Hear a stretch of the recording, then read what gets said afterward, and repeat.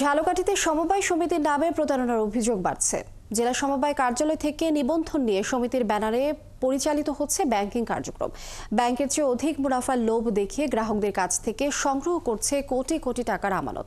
এর মধ্যে কয়েক হাজার গ্রাহকের সেই সঞ্চয় হাতিয়ে লাপাত্তা হয়ে গেছে 15টি সমবায় কর্মকর্তারা। তরুণ সরকারের তথ্য ছবিতে প্রতিবেদন।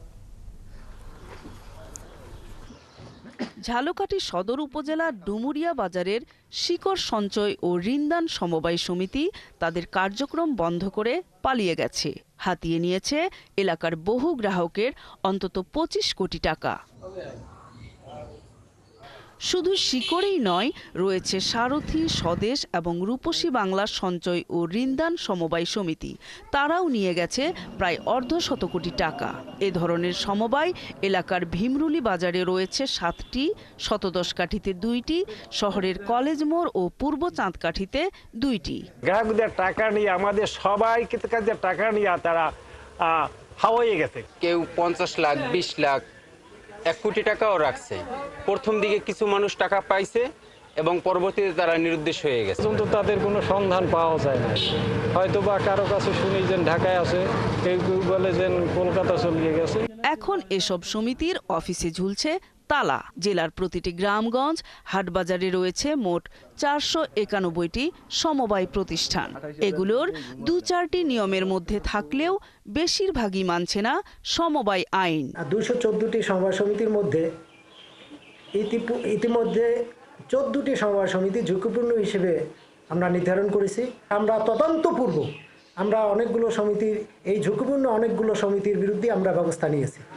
এদিকে সমবায় কর্মকর্তারা জানান, কিছু সমিতি সমবায় আইনের তোয়াক্কা না করে বিনিয়োগ ব্যবসা করছে। তদন্ত করে তাদের বিরুদ্ধে ব্যবস্থা নেওয়া হবে। আসামি এবং বাদী সবাই আইনকে না জানে ব্যবসাটা শুরু করে। কিন্তু এতে আমাদের কোনো পরামর্শ নেয় নাই। তদন্ত কমিটি যাচাই বাছাই করার জন্য লোকজন নিয়োগ দিচ্ছি আর কি।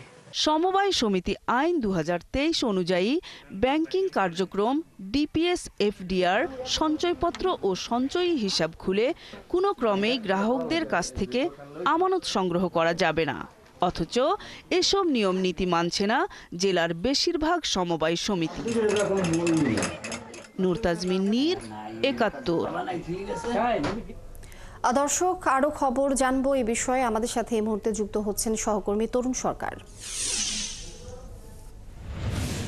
তরুণ, কয়েক হাজার গ্রাহকের সঞ্চয় হাতিয়ে লাপাত্তা হয়ে গেছে 15টি সমবায়ের কর্মকর্তারা।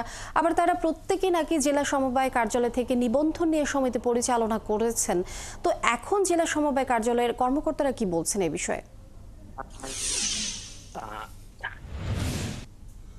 লিনিয়া, ঝালকাঠি জেলা এবং উপজেলা সমাজসেবা সমবায় অফিস থেকে যে সমবায়ের যে ঋণদান যে একটা কর্মসূচি রয়েছে, যে সমবায় সমিতি, সেই সমিতির নিবন্ধন নিয়ে জেলায় যে সমবায় সমিতিগুলো পরিচালিত হচ্ছে। কিন্তু এই এখন যে সমবায় সমিতিগুলো পালিয়ে গেছে, এই সমবায় সমিতিগুলো নিয়ে জেলা সমবায় কর্মকর্তা এবং উপজেলা সমবায় কর্মকর্তারা যেটি বলেছেন যে এগুলো সম্পর্কে নিয়ে তারা তদন্ত করছেন এবং যারা ক্ষতিগ্রস্ত হয়েছে তারা চাইলে নিয়মিত মামলা দায়ের করতে পারে এবং সেক্ষেত্রে তারা তাদের সহযোগিতা করবেন। আসলে এই যে সমবায়ের যে সমিতি যে নিবন্ধন দেওয়ার যে নীতিমালা, সেটি কিন্তু এই সমবায় সমিতির যে সমবায়ের কর্মকর্তারা সেটিও কিন্তু মানছে না। তারা যে কেউ যে সমবায় অধিদপ্তরে গিয়ে নিবন্ধন নিতে পেরেছে খুব সহজেই, যে কারণে এই ধরনের সমবায় সমিতিগুলো কিন্তু জেলায় বেড়ে গেছে। বর্তমানে কিন্তু ঝালকাঠির জেলায় 491টি সমবায় সমিতি আছে। ঝালকাঠির যে এই সমবায় সমিতিগুলো প্রথম দিকে মোটামুটি ভালো একটা লভ্যাংশ দিয়ে থাকে গ্রাহকদের, যাতে করে গ্রাহক আকৃষ্ট করা যায় এবং পরবর্তীতে দেখা যায় এই গ্রাহকদের কাছ থেকে একটা মোটা অঙ্কের আমানত সংগ্রহ করে এবং আস্তে আস্তে এরা পালিয়ে যায়।